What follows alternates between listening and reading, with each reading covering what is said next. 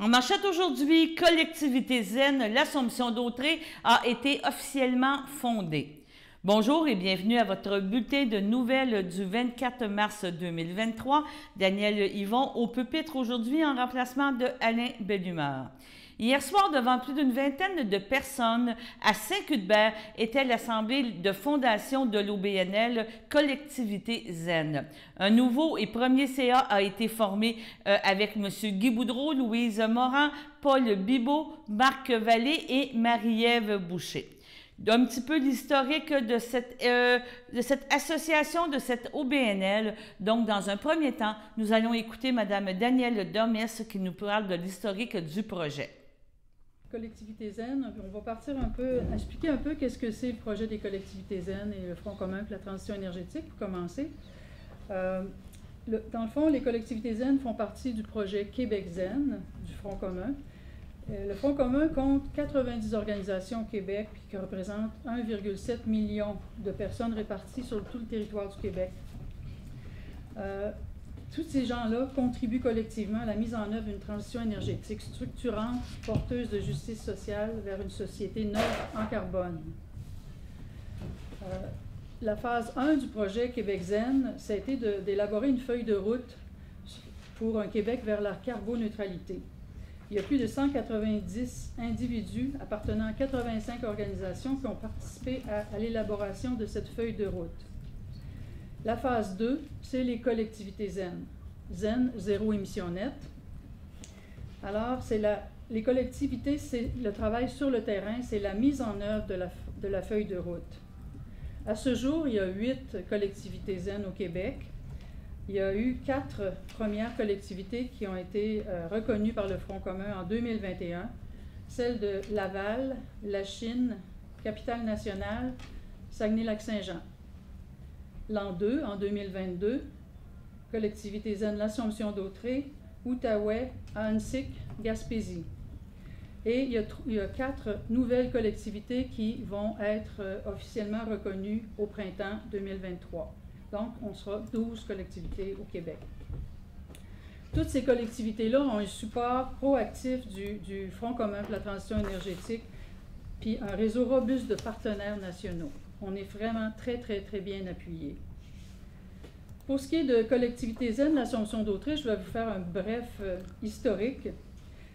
L'idée est partie de Louise Morin de l'Assomption en transition, qui a contacté les Amis de la Chicot pour qu'on s'unisse pour créer une collectivité Zen de nos 2 MRC, l'Assomption et d'Autrey. Les Amis de la Chicot ont accepté et depuis ce temps-là, on travaille ensemble. Et après ça, il s'est joint d'autres personnes à nous, des individus représentant des organismes, d'autres pas, d'un peu partout dans nos 2 MRC. Et puis même si on n'était pas en 2020, en 2021 reconnus par le Front commun, on a eu quand même un support d'eux. Ils nous ont permis souvent d'assister aux tables rondes des autres chantiers qui étaient déjà là. En octobre 2021, on a participé à la semaine d'action Zen. Ça, c'était les 4 collectivités déjà reconnues qui organisaient des activités pendant une semaine. Nous, on a décidé que même si on n'était pas reconnus, qu'on participait quand même. Alors, on a participé à ça. Et le printemps 2022, bien là, on a été reconnus comme collectivité du Front commun. On a signé une entente, les 2 organismes, l'Assomption en transition, les Amis de la Chicot de Saint-Cuthbert, comme coporteurs de la collectivité Zen. En juin 2022, on a été reçus par le Conseil des maires de la MRC d'Autrey. On a présenté notre projet, on a aussi discuté d'actions concrètes qu'on pourrait faire ensemble et tout ça. En août 2022, on s'est enregistré auprès du registraire des entreprises du Québec en tant qu'organisme à but non lucratif. C'est pour ça qu'on est ici ce soir. On fait notre assemblée de fondation de cet organisme. En octobre 2022, le Front commun a engagé une chargée de projet, Marie-Ève, pour travailler avec nous. Elle est embauchée par le Front commun, mais dédiée à notre collectivité. Le Front commun assume le 2/3 de son salaire et Collectivité Zen doit assurer le tiers. Novembre 2022, là, on a fait notre lancement officiel comme collectivité reconnue, en même temps que les 3 autres. Tout le monde, on a fait ça, les 3 autres collectivités du Québec qui ont été reconnues.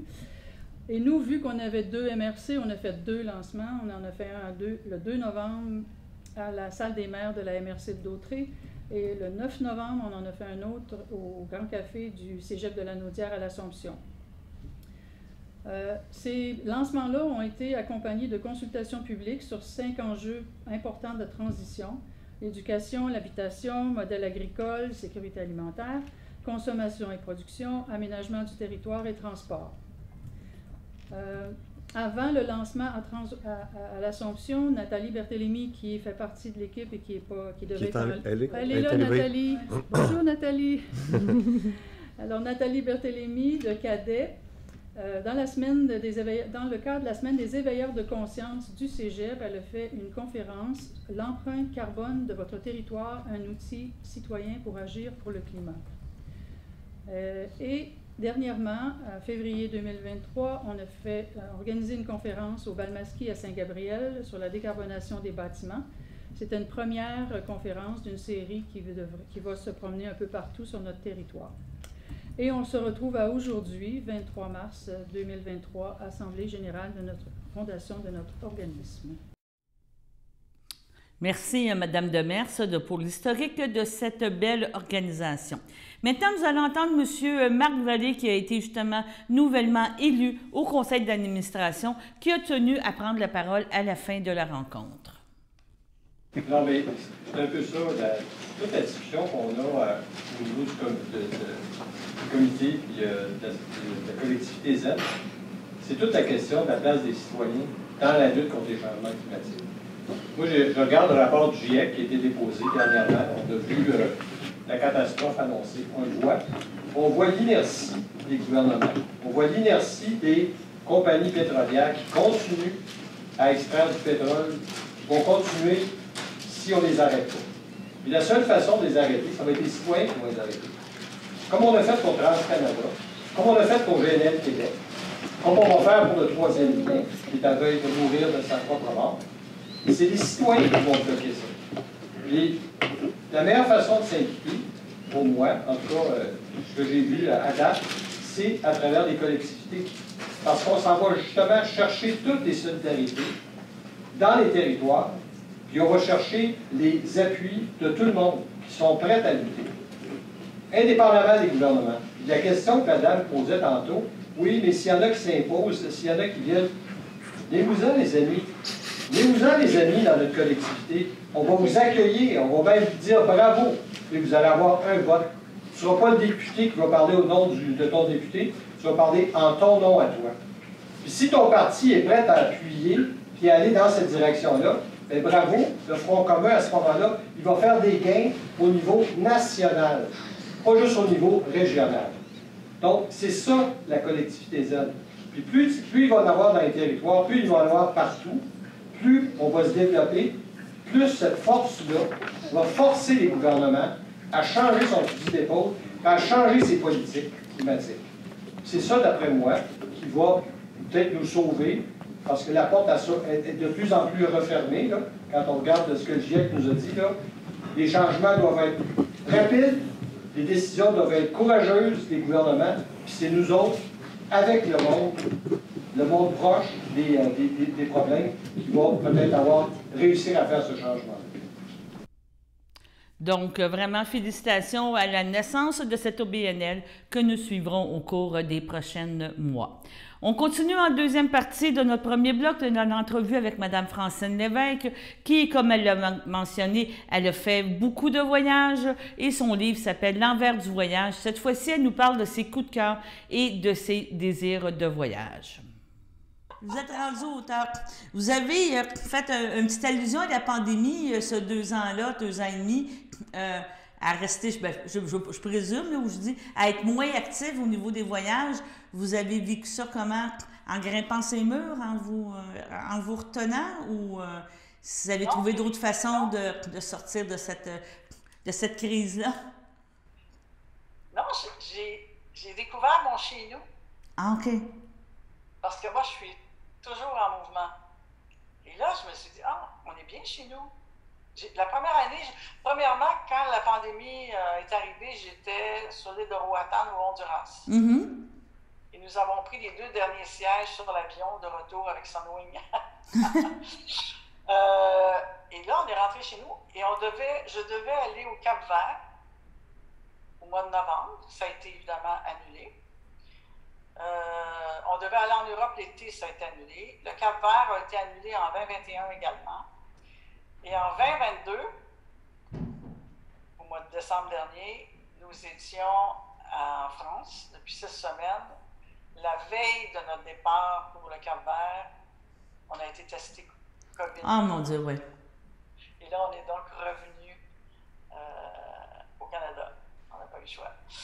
Alors, je ne peux pas dire que j'ai détesté ça d'être chez moi, justement. J'ai revisité mes voyages, mes priorités aussi. Non, c'était la première fois de ma vie que vraiment je me déposais. OK. Donc, si je comprends bien, votre valise est toujours prête. Là, vous voyagez plus en bagage à main, en sac à dos, quelque chose de léger pour ne pas perdre les valises. Vous êtes rendu une habituée légère et tout pour voyager? Vous voulez une anecdote au sujet des valises? Allez-y. L'année dernière, départ d'Ottawa, Toronto, Grenade, l'île de Grenade. Alors, ma valise était bien identifiée parce que j'ai vérifié tout le temps. Le tag était bien le tag de Grenade. Et j'ai mis 5 jours avant d'avoir ma valise à Grenade puisqu'elle est allée à Grenade en Espagne. OK. Merci Air Canada. Alors, faut pas le dire. C'est incroyable. Non, mais ils ont été bien corrects là, avec moi. Mais la valise a fait Londres, au retour, Miami, Barbade, en tout cas, c'est promené. J'avais plein d'étiquettes. Mais c'est ça le voyage. Et pour répondre à votre question, je ne fais plus de sac à dos. À mon âge, non, terminé. J'essaie de voyager le plus léger possible et souvent, on va essayer d'avoir des vols directs. Oui. Parce que moi, les valises perdues, j'en ai eu un peu partout dans le monde. Puis souvent, c'est embêtant. Ou comme là, on part bientôt pour la Croatie et on embarque sur un bateau où nous ne sommes que 18 personnes, je pense. Et on va faire toutes les petites criques entre Zadar et Dubrovnik. Et il n'est pas question que je n'ai pas ma valise, donc on va se rendre à Paris 2 jours avant pour être bien certain qu'on a tout ce qu'il faut et que tout est en ordre. Puis, aujourd'hui, on n'a pas vraiment le choix. C'est ça. Il faut être plus prévoyant. J'avoue que c'est ça qui est un petit peu le stress. Bien, dans la dernière question, vous me parlez de la Croatie. Je m'en allais dire où vous en allez. Vous m'avez répondu. Vous m'avez parlé que vous avez, dans l'entrevue, un de vos rêves. Vous en avez réalisé un. Votre dernier... je ne sais pas dire vivre et mourir ou voir et mourir, ça serait quoi votre destination ultime là, que vous dites? Après, je ne veux pas dire après ça, mais j'ai vu ça et c'était... je suis contente de ce que j'ai accompli. Je suis très heureuse d'avoir toujours dit oui aux destinations. Le seul pays où j'ai dit non, à un moment donné, c'est l'Égypte. Mm-hmm. Il y a plusieurs années, dans les années 80, mes enfants étaient très petits. J'avais mon billet d'avion dans les mains et il y a eu un attentat. Il y a 2 Canadiennes qui sont décédées dans l'attentat d'un autobus. Et je me suis dit, les enfants sont petits et je partais seule. Alors finalement, j'ai décidé de ne pas y aller. Et donc, l'Égypte reste, mais en fait, la seule destination là, que je voulais à n'importe quel prix, c'était le Tibet. Et je l'ai vécu, bien vécu, et j'ai pris le temps, et vraiment, là, ça, mais sinon, j'ai pas une grande liste à venir. Vous en avez vu beaucoup, que déjà là, vous avez une très bonne liste. Oui, j'ai fait ceux qui me plaisaient. C'est sûr que j'aimerais aller, par exemple, dans des pays comme le Soudan ou l'Afghanistan, où ce sont des pays aujourd'hui qui sont extrêmement difficiles. L'Iran, l'Irak, c'est des pays que... Il faut aussi tenir compte de notre âge. Oui. Tenir compte de la sécurité mondiale. Tu sais, aujourd'hui, c'est pas si facile que ça, là. Non, c'est ça. Bien, c'est parce qu'à un moment donné, je dirais pas que plus on vieillit, mais plus on prend conscience, je veux pas dire des risques, mais tu veux dire, comme vous dites, la sécurité des choses qui se passent, puis on pense malheureusement, je dirais on pense à nous aussi, là, puis c'est correct, là, faut penser. Le monde a bien changé aussi, hein? Oui, vous avez bien raison. En tout cas, on va vous lire avec passion. Vous allez encore me donner plus de le goût de lire. Et le titre du livre, c'est L'envers du voyage. Et comme c'est mentionné, bien, c'est autant intéressant à lire quelqu'un qui veut savoir comment voyager, la personne qui a voyagé et la personne qui pourra peut-être pas voyager, mais ça va lui permettre de vivre des beaux moments. J'ai un message dans mon livre et c'est ce que j'ai voulu transmettre quand je l'ai écrit. Pas seulement au niveau du voyage, mais je pense que dans la vie, il faut oser. Oui. Il faut avoir l'audace, il faut avoir la détermination. Il faut se lever le matin et dire oui, je rêve de ça, je vais l'accomplir mon rêve. C'est ça. Et c'est ce que j'essaie de transmettre. De transmettre, exactement. Bon, ben, je vous remercie beaucoup, Mme Lévesque, c'est très apprécié. Merci. Allons à la première pause. Chers téléspectateurs, vous êtes cordialement invités le samedi matin dès 9h30 à notre bingo télédiffusé de nos studios de Berthierville. Depuis plusieurs années, nos adeptes de la télévision régionale se sont divisés un montant de 600 $, disponible chaque semaine lors de notre joute de bingo à CTRP. Un amical animateur et ses joyeux compères, dont un technicien et deux bénévoles, partagent tour à tour cette émission dans le but de vous agrémenter durant 60 minutes. Un moment de plaisir qui pourrait s'avérer payant pour vous. Vous pouvez donc vous procurer les cartes de jeu chez les dépositaires participants et j'ai nommé à Berthierville, le dépanneur Formule 1 et le garage Pétroté sur la rue Gilles Villeneuve, le marché IGA Extra sur la rue Gabrielle Brissette, le marché Métro sur la rue Notre-Dame et la pharmacie Proxime sur la rue Frontenac. À Saint-Ignace-de-Loyola, le dépanneur Esso sur la rue de la Traverse et le marché Aldo sur le rang Saint-Michel. C'est donc un rendez-vous hebdomadaire chaque samedi matin dès 9h30 sur les ondes de CTRP, votre télévision régionale et communautaire, maintenant en haute définition. On vous attend donc en grand nombre et toute l'équipe vous souhaite bonne chance. Si vous voulez participer aux activités offertes au groupe d'entraide en santé mentale Berthier-Lavaltrie L'Envol, plusieurs options de transport gratuit vous sont offertes. Le covoiturage, le transport avec un bénévole du CABA ou le transport adapté. Le territoire desservi, Berthier, Saint-Cuthbert, Saint-Norbert, Sainte-Élisabeth, Les Îles, Sainte-Geneviève, Lavaltrie, Lanoraie et Saint-Barthélemy. Contactez-nous pour plus d'informations.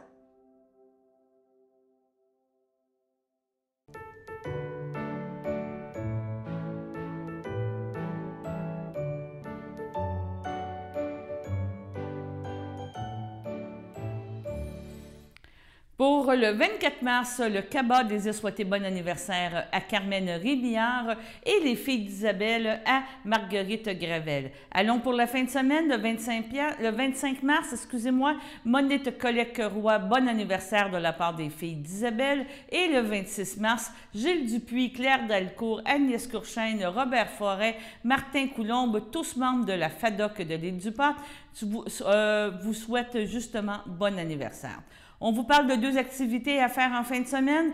L'événement Chasse et pêche plein air est de retour pour une deuxième édition aux Galeries Joliette. Donc, pourquoi pas d'en profiter pour planifier vos activités estivales préférées. Donc, d'aujourd'hui jusqu'au 26 mars prochain, les exposants sont diversifiés et feront assurément le bonheur des passionnés de plein air de toute la région lanaudière.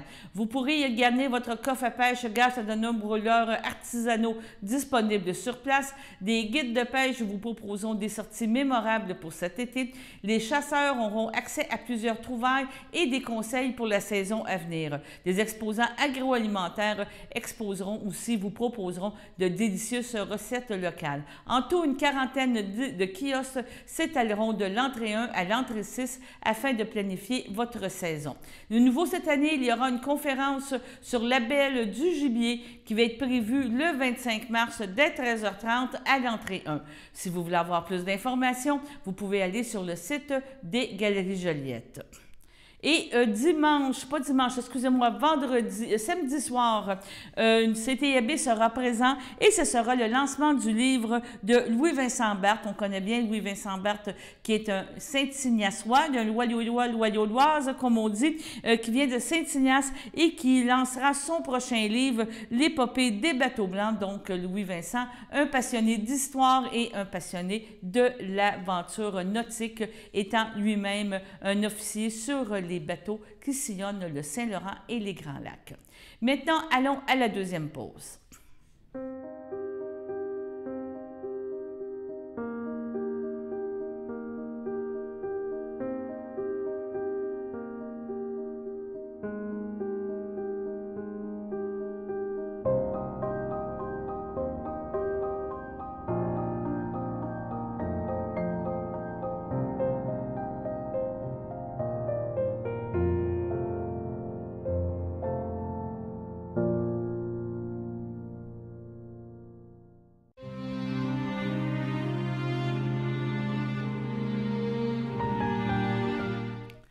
À l'hôpital de Lanaudière, le 20 mars, à l'âge de 66 ans, est décédée Mme Jeanne Simard, épouse de feu André Lefort, demeurant à Berthierville et native de Montréal. Elle laisse dans le deuil son fils Michel Lefort, Annie Sauvé, son petit-fils Victor, sa petite-fille qui naîtra sous peu, son frère Pierre Simard, ses grands amis Alain et Sylvie, Maurice et Jacqueline, son compagnon Réal Racicot, ainsi que plusieurs autres parents et amis.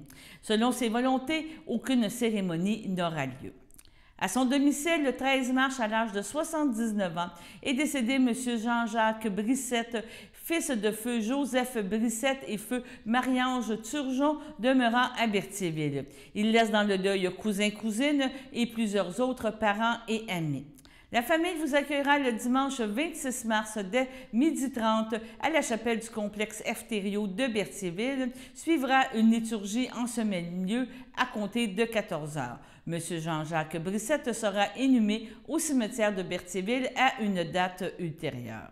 Accidentellement, le 22 février, à l'âge de 19 ans, est décédée Mme Justine Rousseau, demeurant à Saint-Cuthbert. Elle laisse dans le deuil son père Guy Rousseau et sa mère Julie Lafortune, son conjoint Christian Lépine. Ses sœurs Élodie Rousseau, Mathieu Lassalle, Brigitte Rousseau, sa demi-sœur Océane Lépine, ses grands-parents maternels Gustave Lafortune, Louise Alain, Jean-Marc Alain, ses tantes, ses oncles Linda Rousseau, François Barrette, Luc Rousseau, Édith Lafortune, Stéphane Soriol, ses cousins-cousines Alexandre, Amélie, Joseph et Corinne, ainsi que plusieurs parents et amis.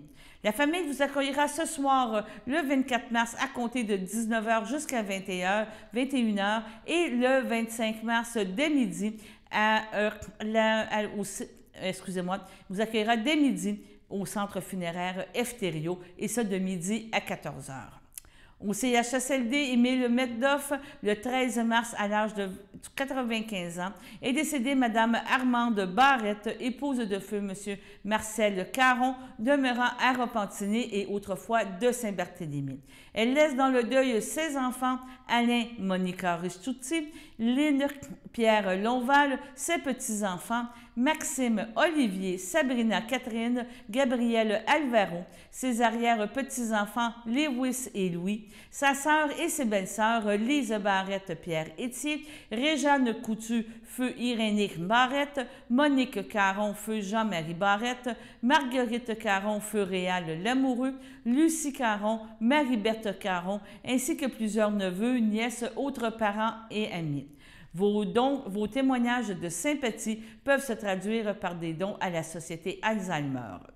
La famille vous accueillera le vendredi 31 mars de 19h à 22h et le samedi 1er avril dès 9h au complexe funéraire Efterio de Berthierville. Les funérailles auront lieu le samedi 1er avril à compter de 11h à l'église de Berthierville, suivi de l'inhumation au cimetière de Saint-Barthélemy.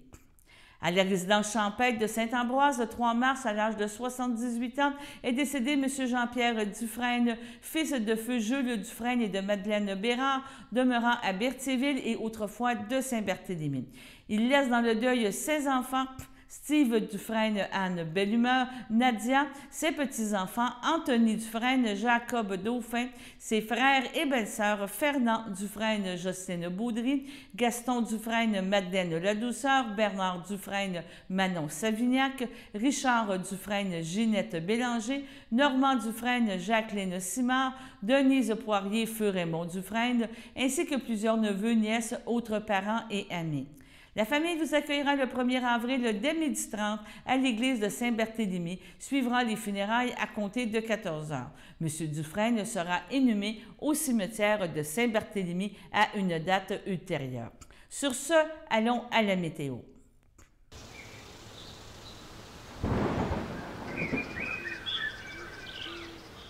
Bienvenue à votre météo de cette fin de semaine. Aujourd'hui, vendredi après-midi, ce sera un ciel variable, température de 4, un temps ressenti de 1.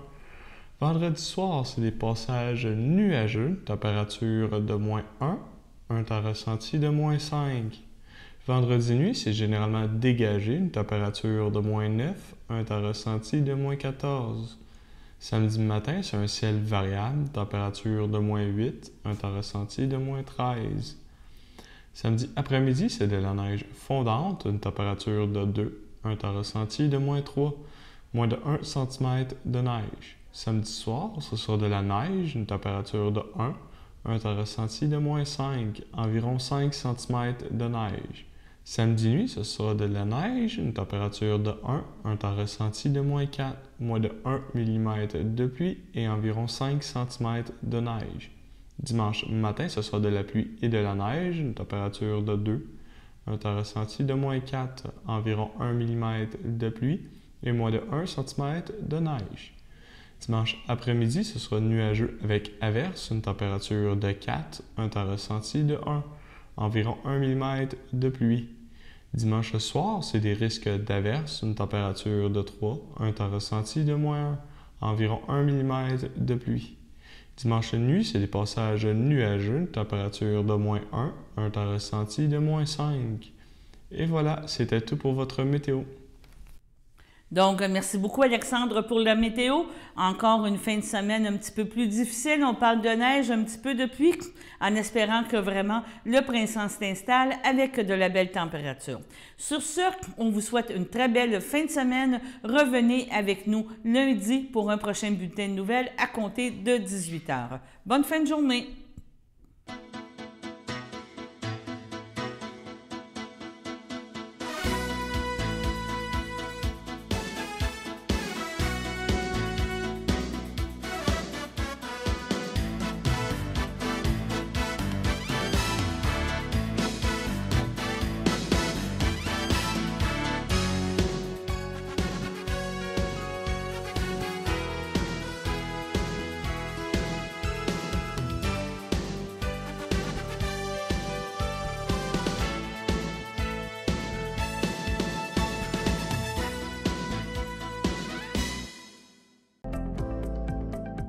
Les télévisions communautaires autonomes du Québec, ce sont les télévisions les plus importantes parce qu'elles sont proches de la communauté. On veut encourager des gens qui parlent de ce qui nous intéresse, mais aussi qui participent au développement local. Mais c'est fini le temps là, où on allait lire une affaire qui a été écrite avant hier au bout du monde. Non! Tu veux savoir ce qui se passe chez vous? Bien, ma télé préférée, c'est la télé autonome communautaire. C'est ici que ça se passe.